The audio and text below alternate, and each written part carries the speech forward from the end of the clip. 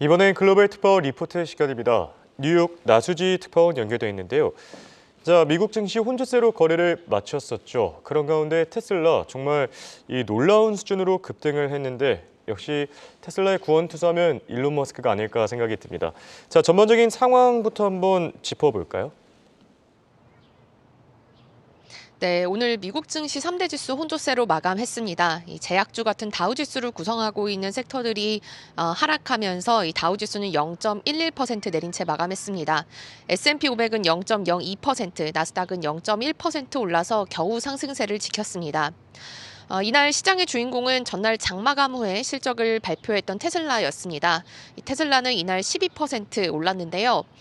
전날 일론 머스크가 실적 발표 이후에 이어진 컨퍼런스 콜에서 내년에 합리적인 가격대의 새 모델을 내놓겠다라고 밝혔기 때문입니다.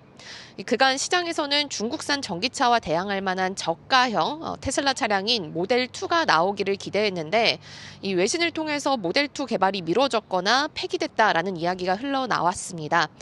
그런데 머스크가 이런 우려를 정리하면서 주가가 오늘 오른 겁니다. 테슬라 주가가 오늘 급등하기는 했지만 이 월가의 시선은 아직 불안한 상황입니다. 이 실적 발표 이후에 트루이스트, 미즈호, UBS 같은 IB들은 오히려 목표 주가를 낮춰 잡았는데요.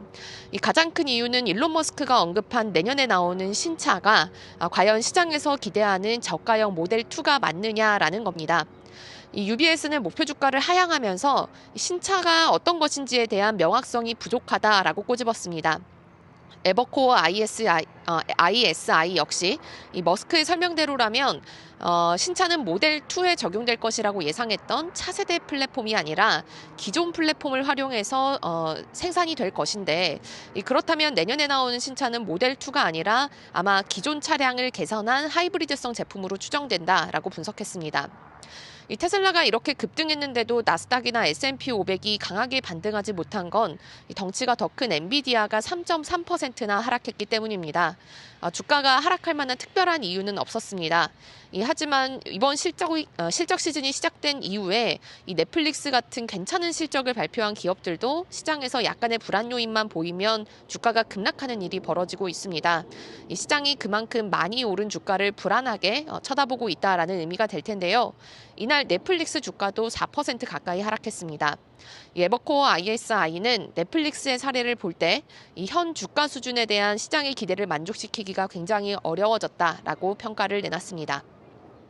네, 그리고 또 메타 얘기를 빼놓을 수가 없겠는데요. 메타 실적을 발표했었죠. 매출과 EPS 잘 나왔습니다. 그렇지만 이 부진한 가이던스 여파로 현재 자막으로 나오고 있는데 시간 외에 16% 급락 중이거든요.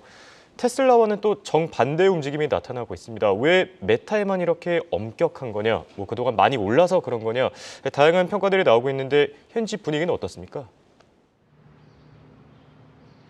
네, 이 말씀하신 대로 메타가 장마감 한 다음에 1시간 전쯤에 실적을 발표했고요. 지금 시장에서는 반응이 굉장히 좋지 않습니다. 시간의 거래에서 지금 16% 가까이 하락을 하고 있는데요.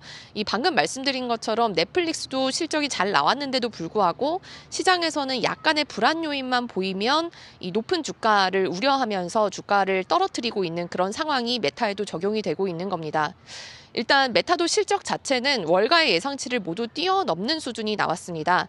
매출이 364억 달러로 예상치인 361억 달러를 상회했고요.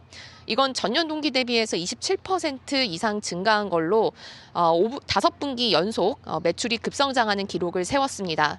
이 주당 순이익도 4.71달러로 월가 예상치인 4.32달러를 웃돌았습니다. 이 메타 실적의 대부분을 차지하는 광고 수익도 좋았습니다.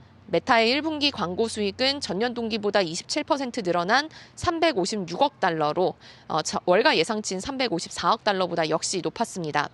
근데 이렇게 실적이 좋았는데도 주가가 급락하는 건 올해 비용이 예상보다 더 늘어날 것이다라는 전망을 메타가 내놨기 때문입니다. 메타는 지난 분기 실적 발표에서 올해 자본 지출이 300억 달러에서 370억 달러가 될 것이다라고 예상을 했습니다. 이거 역시 기존 지출 예상을 높인 것이었지만 이 당시 시장은 나쁘지 않게 반응했습니다. 오히려 주가가 굉장히 많이 올랐었죠.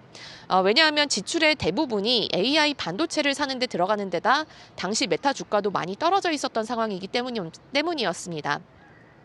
하지만 이후 호실적을 바탕으로 메타 주가가 많이 올라온 상태이고 여기서 메타가 한 번 더 이 실적 발표에서 AI 관련 비용 때문에 올해 자본 지출 전망치를 350억에서 400억 달러까지 높여 잡았습니다. 이 시장은 이걸 AI 관련 지출이 굉장히 늘어나면서 앞으로 경쟁이 더 치열해질 것이다라는 신호로 받아들였습니다.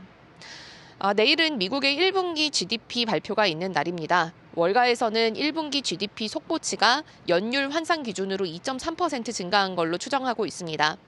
지난해 4분기에 3.4%보다는 둔화하는 것이지만 여전히 2%를 뛰어넘는 것이어서 강력한 성장을 미국 경제가 이어나갈 것이다라는 게 월가의 전망입니다. 만약 이보다 경제가 더 뜨거운 것으로 내일 드러난다면 그렇잖아도 금리 인하가 늦어질 것이다라는 전망이 강해지고 있는 상황 속에서 한 번 더 금리 인하 시점에 대한 시장의 불안감을 키울 수 있겠습니다. 지금까지 뉴욕에서 한국경제신문 나수지였습니다.